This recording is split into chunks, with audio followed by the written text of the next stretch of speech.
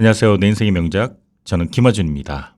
매주 토요일 밤 10시부터 자정까지 2시간 동안 여러분들에게 좋은 책과 좋은 음악을 함께하고 있습니다.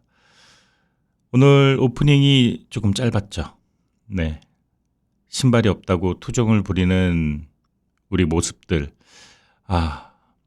나는 이것도 없고 저것도 없고, 네. 그러다가 길에 나왔는데 발이 없는 사람을 만난 경험, 우리에게 많은 것을 생각하게 해주는 그런 이 글은 데일리 카네기의 그 글인데, 감사를 논하는 가장 짧고 임팩트 있는 글이 아닌가 생각이 듭니다. 어느 날 한 아이가 자기 발에 꼭 맞는 예쁜 신발이 없다, 이렇게 속상해하면서 투덜거리고 있었어요. 나는 왜 이렇게 멋진 신발이 없을까? 친구들은 유명한 메이커 브랜드 신발이 많은데. 그렇게 투덜거리면서 길을 가다가 휠체어를 탄 또래 친구를 만나게 됩니다. 그때 그 아이는 자기가 신고 있는 이 낡은 운동화가 자기를 어느 곳이든 데려갈 수 있는 마법 같은 선물이었다는 것을 알게 됩니다. 그리고 본인이 투정 부렸던 일을 떠올리면서 생각을 했죠.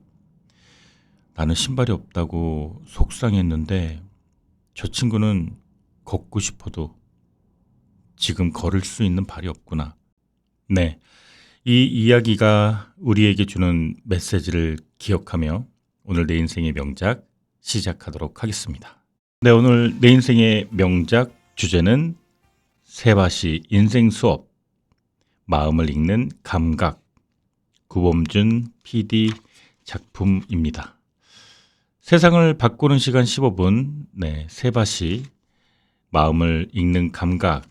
자, 이 책은 그동안 15년 동안 이어져 오고 있는 세상을 바꾸는 시간 15분의 콘텐츠 프로듀서, 저자 구범준 님께서 만든 책입니다. 이 책은 5개의 그 주제로 나뉘어져 있어요. 오늘 여러분에게 나누어 드릴 주제는 상처는 피할 수 없지만 치유는 선택할 수 있다입니다. 자, 먼저 이 그 주제에서는 그 상처를 고백하는 용기에 관한 석정호 교수님의 강연이었죠.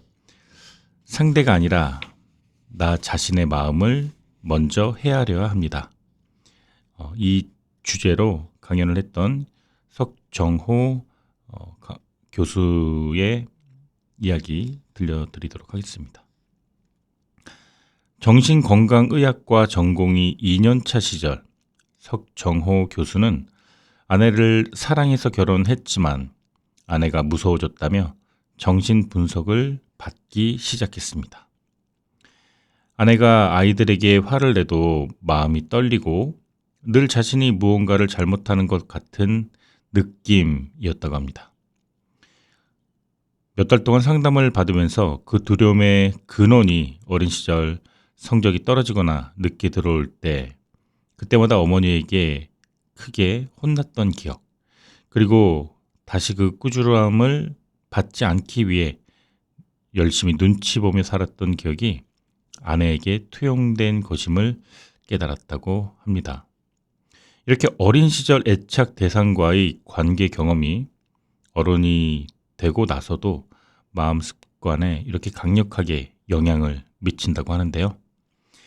그는 상대가 나를 싫어한다고 느낄 때 그것이 애착 트라우마 때문에 생긴 왜곡된 신호일 수 있다고 의심해 보라고 저자는 조언을 합니다. 다시 한번 상황을 돌아보면서 상대방은 내 일부분에 대해 불편한 마음을 얘기한 것일 뿐 나의 모든 것을 싫어하는 것은 아니다.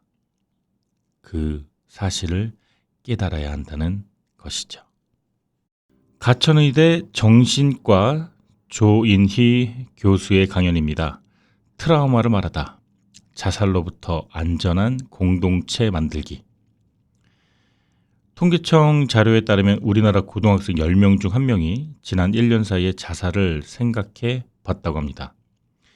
소아청소년 정신과 의사이자 자살 예방 전문가인 조인희 교수는 자살을 생각하는 청소년들에게 3가지 이야기를 들려줍니다. 첫 번째는 너는 잘못된 게 아니라 마음이 아픈 것이다.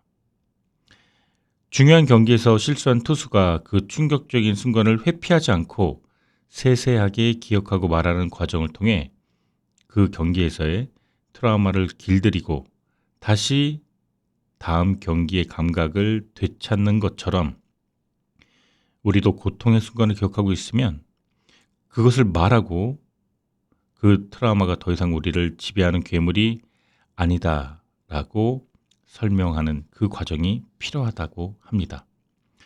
두 번째는 죽음을 생각한다면 당신 안에 또 다른 나는 살고 싶어 한다고 그것을 깨닫는 것에 대한 이야기인데요. 아주 이건 인상적인 예시가 있는데요. 어느 날 물에 뛰어든 남자가 죽기 위해서 자살을 결심하면서 물에 뛰어들었기 때문에 구조 요원들의 구명 튜브를 거절을 했습니다.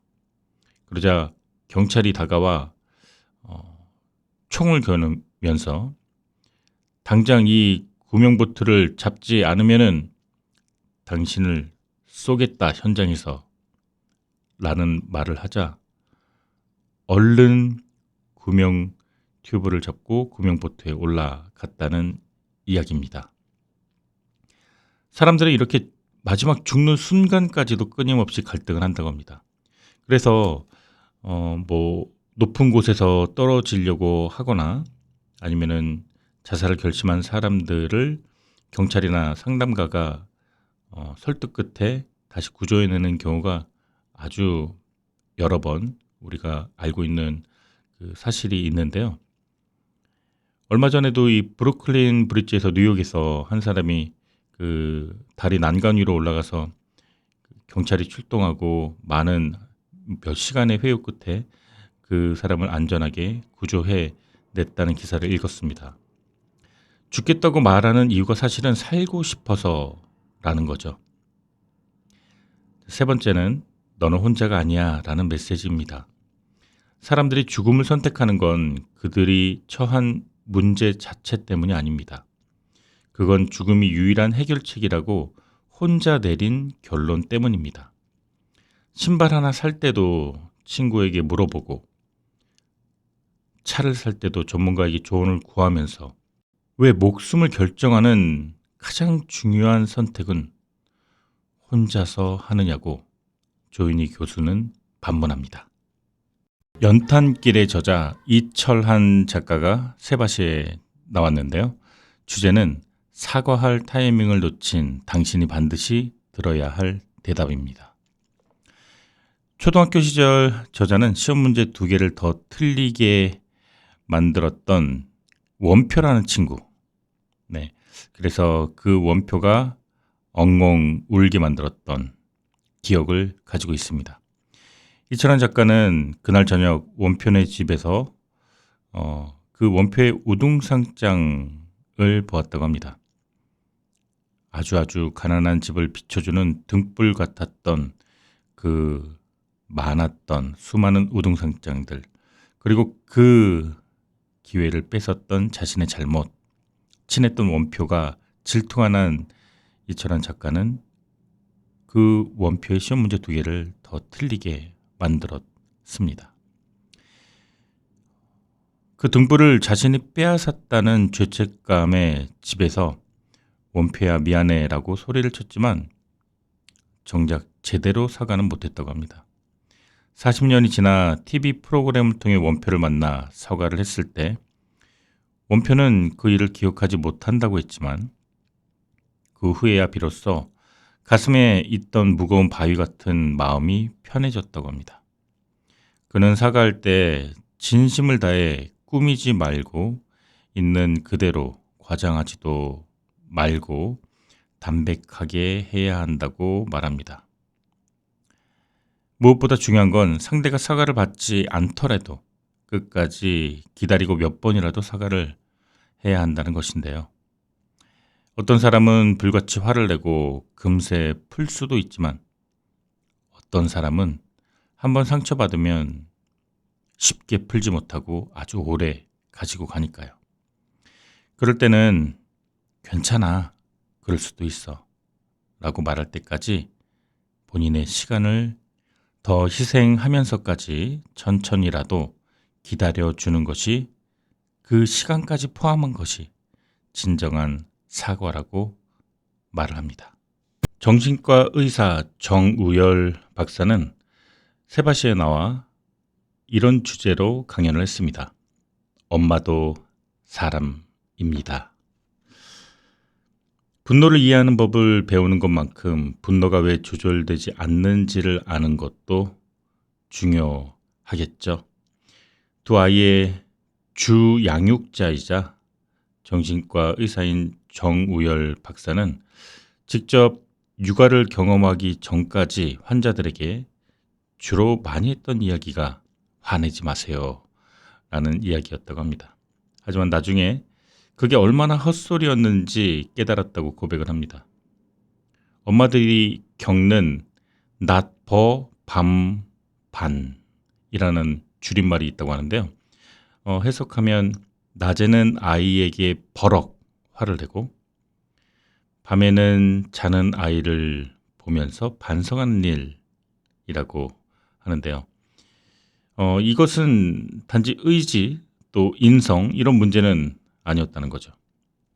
산후조리원에서부터 시작되는 수면 부족, 아이가 낮잠 때마다 그릇 소리에 깰까봐 도둑밥으로 끼니를 때우는 그 불규칙한 그 패턴, 그런 식사들은 몸을 망가뜨리고 또 그 망가진 몸이 감정 조절 기능을 완전히 무너뜨린다고 합니다. 정신과에서 우울증 환자를 볼 때 약 처방보다 먼저 체크하는 게 수면과 식사 패턴인데 이 두 가지만 해결을 해도 대부분이 좋아진다고 합니다. 정우열 박사는 이렇게 말합니다. 멘탈 관리는 멘탈로 하는 게 아닙니다. 피지컬로 하는 겁니다. 아무리 좋은 엄마가 되고 싶어도 몸이 무너지면 마음도 무너지는 게 사람입니다. 네, 양화대교라는 곡을 써서 유명해졌죠. 우리 아빠는 택시 드라이버라는 그 글로 시작되는 노래였죠. 자, 유명한 뮤지션 자이언티가 세바시에 나와서 자기 비하의 끝에서 배운 나를 사랑하는 법이라는 주제로 강연했습니다. 자이언티는 자기 얼굴, 목소리, 음악 모두가 못마땅해서 견딜 수가 없었다고 합니다. 완벽주의자라고 불리지만 실제로는 자기 목소리를 감추려고 자기의 그 음원에 코러스를 수십 번을 넣고 또 자기의 외모가 너무너무 마음에 들지 않아서 무대에서 선글라스로 눈을 가리고 이 모든 게 엉망진창인 본인을 들키기 싫었기 때문이라고 고백을 합니다.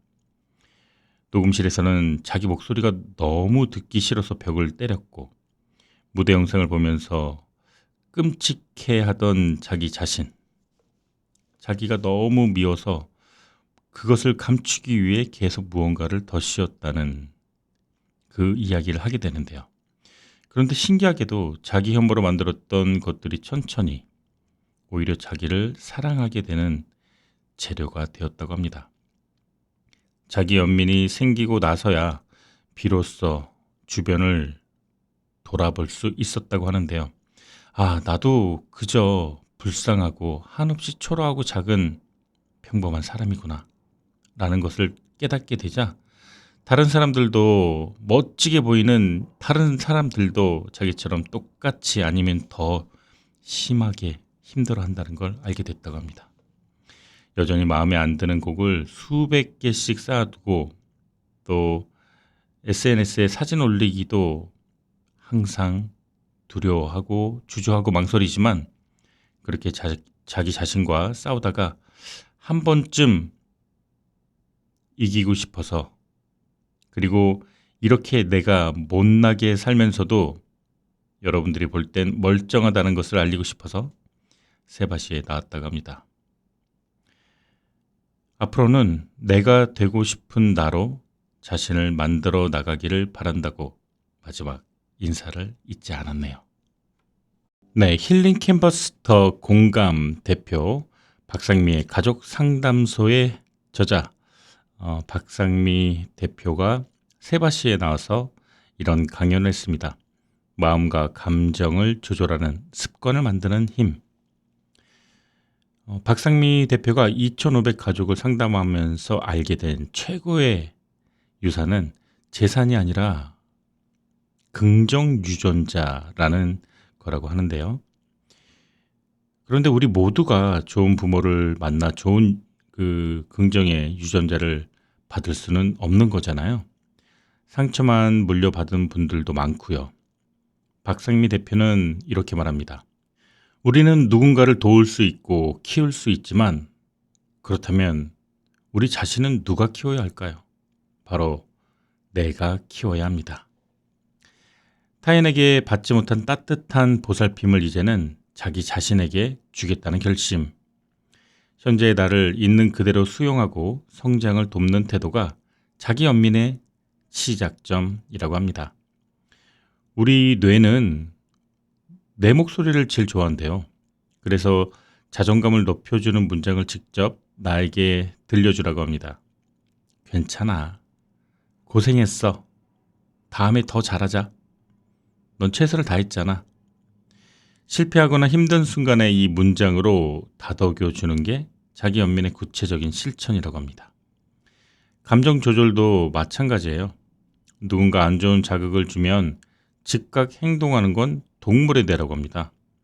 3초 만에 행동하면 본능의 뇌, 그리고 거기에 3초를 더 버텨서 6초가 지나면 이성의 뇌로 넘어가서 좋은 감정을 선택할 수 있다고 합니다.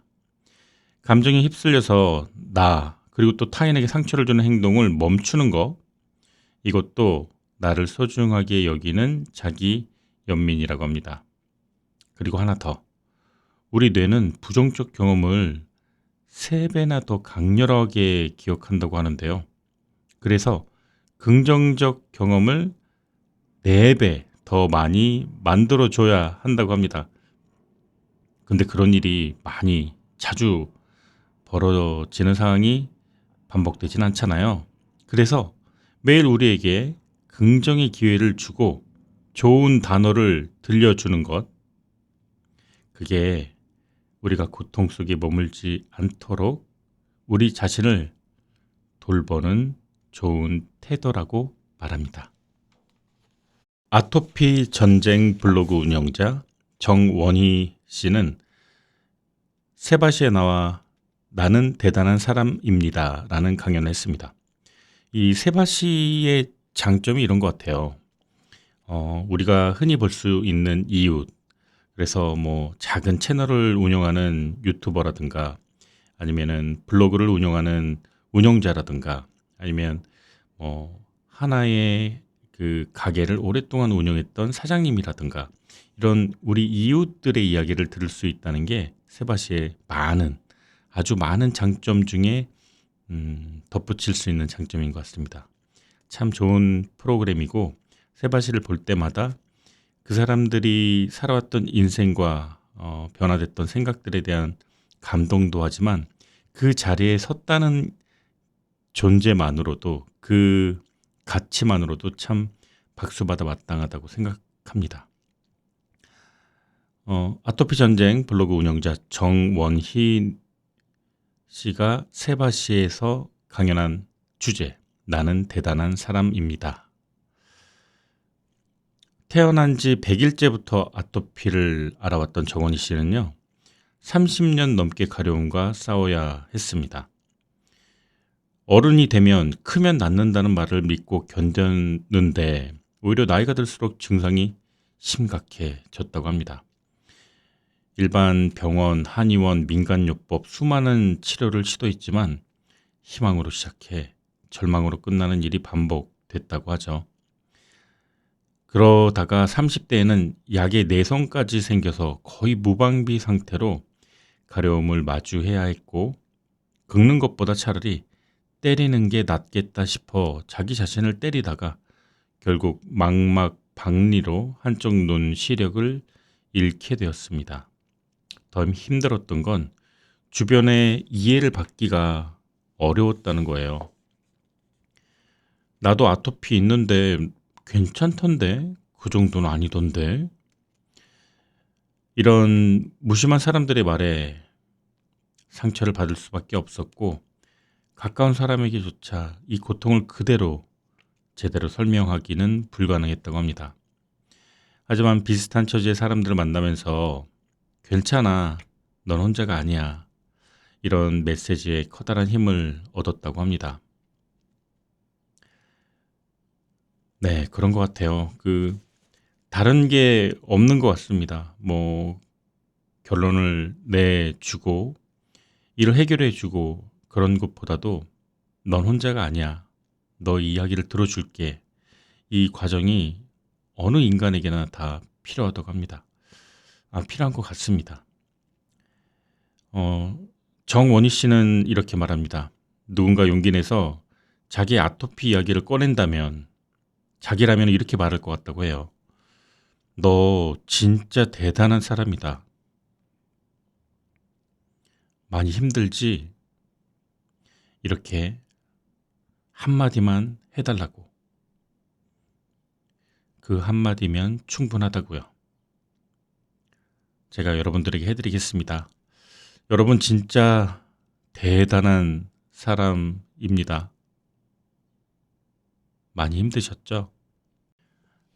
여러분은 더 이상 혼자가 아닙니다. 저는 삼풍백화점 생존자입니다. 라는 책의 저자 산만 언니라는 작가님께서 세바시에 나와서 젤리가 아니에요, 사랑이에요 라는 주제로 강연을 했습니다. 1995년 여름 20살의 나이로 상품 백화점 붕괴 사고에서 기적적으로 살아난 산만 언니는 그 몇 초 사이에 삶과 죽음의 경계를 넘나들고 세상을 보는 눈이 완벽하게 바뀌었다고 합니다. 그 엄청난 사건 현장을 목격하면서 죽음 앞에 이 사는 모든 것들이 하찮게 보이고 사소해 보이고 의미 없어 보이고 그런 감정을 느꼈다고 하는데요. 언제 죽을지 모르는데 이런 거 하면 뭐해? 내가 언제 죽을지 모르는데 운동을 왜 해? 이런 부정적인 생각이 자신을 지배했다고 합니다. 기적적으로 살아났지만 전혀 감사하지 않았다고 해요. 그리고 이때가 이제 20살 때였으니까요. 그 남은 20대 전체를 자기를 괴로워하면서 그리고 자기 자신을 괴롭히면서 혼자 살아남은 자신을 그렇게 살았다고 합니다.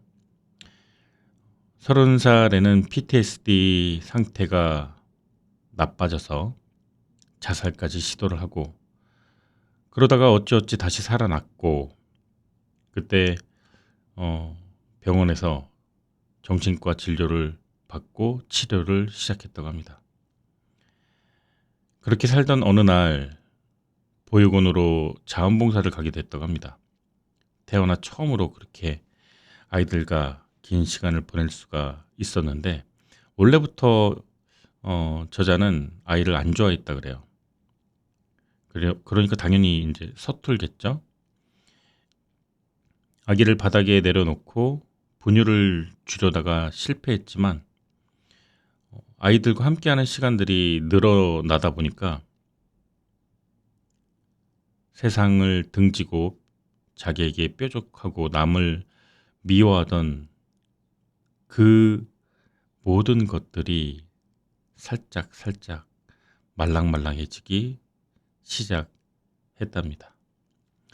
그러다가 어느 추운 날 웅크리고 있던 아이가 눈앞에 있는 젤리 대신에 자기에게 다가와 안아줘라고 말을 하는 순간 지금껏 자기를 행복하게 해준다고 믿었던 게 전부 젤리의 다른 이름들이었고 그런 것들로만은 행복을 줄 수 없다는 걸 깨달았다고 합니다. 행복은 사랑하는 사람들이 죽거나 다치지 않은 상태, 아침에 현관문을 열고 나간 가족들이 전부 무사히 돌아오는 그날 저녁, 이렇게 말을 합니다. 다시 말하면은 우리가 사는 동안 슬프지 않았던 날들, 그 모든 날들은 행복한 날들이었던 것이죠. 네, 아주 유명한 작가이기도 하시죠. 우리 명작에서도 다뤘던 책인데 자존감 수업, 우리 윤홍균 정신과 전문의가 세바시에 나와서 사랑이 남긴 상처에서 벗어나기라는 주제로 강연을 했습니다. 그가 이번에 새로운 책을 냈어요. 사랑 수업이라는 책인데요. 자존감을 높이려고 노력해도 계속 무너지는 분들을 계속 보다 보니까 이번에는 사랑과 관련된 상처, 그거에 대한 이야기를 책에 담았다고 합니다.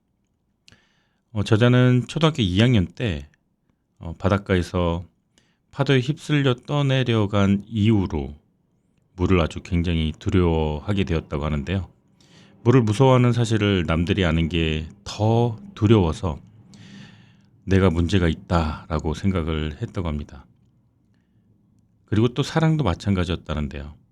어린 시절 애정을 받지 못하고 또 사랑을 잃어버리고 뭐 이런 사람들, 사랑을 하면은 그 아름답고 애틋했던 기억이 아니라 차별당하고 배신당하고 버림당하고 무시당했던 그런 일들이 떠올린다는 거죠.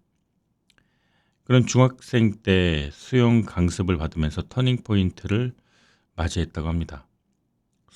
그 수영을 가르치던 선생님은 바로 가르치지 않고 이렇게 물에 뜨는 것부터 호흡하는 것부터 그리고 물과 친해지는 연습부터 계속 했다고 합니다. 그러니까 저자는 물에 대한 거부감이 줄어들면서 한 달 후에 자유형으로 앞으로 나아갈 수 있게 되었다고 하는데요. 사랑도 마찬가지로 이렇게 너무 급작스럽게 하지 말고 천천히 하나씩 해보자고 조언합니다. 친구나 가족, 동료, 애완동물 어떤 것도 좋으니까 작은 대상부터 진심으로 축하해주고 위로해주고 공감해주는 걸 연습을 하는 거예요. 특히 아유 힘들었겠다라는 말 한마디가 중요하다고 말을 합니다. 그 말, 그 한마디를 못 들어서 맺힌 응아리가 10년, 20년 가는 경우도 많다고 합니다. 주변에 힘들어하는 사람이 보인다면 그저 힘들겠구나, 고생이 많았겠다, 이 이야기를 꼭 해주시기 바랍니다. 인디애나 대학교 의대 교수로 있는 조테오 박사가 세바시에 나와서 상처에서 해방되면 생기는 일이라는 주제로 강연했습니다. 특이한 이력입니다. 조태호 교수는 문과를 졸업하고 미국 의대 교수가 됐습니다. 하지만 어린 시절 유복한 환경은 아니었다고 하는데요. 동생이 사고로 세상을 떠난 후에 부모님이 이혼을 하고 엄마는 일을 하고 바쁜 나머지 할머니 손에서 자랐다고 합니다. 그래서 뭐 공황 장애를 겪고 또 애착, 집착 이런 감정을 겪었다고 합니다. 네, 오늘 내 인생의 명작은 구본준 작가 세바시 인생 수업 마음을 읽는 감각이었습니다. 자, 오늘은 이 책의 2장 상처는 피할 수 없지만 치유는 선택할 수 있다. 자, 이 내용으로 여러분들 만나 뵙습니다. 자, 오늘 내 인생의 명작은 여기까지입니다. 저는 다음 주에 더 좋은 책과 음악으로 돌아오도록 하겠습니다. 지금까지 내 인생의 명작, 저는 김하준이었습니다.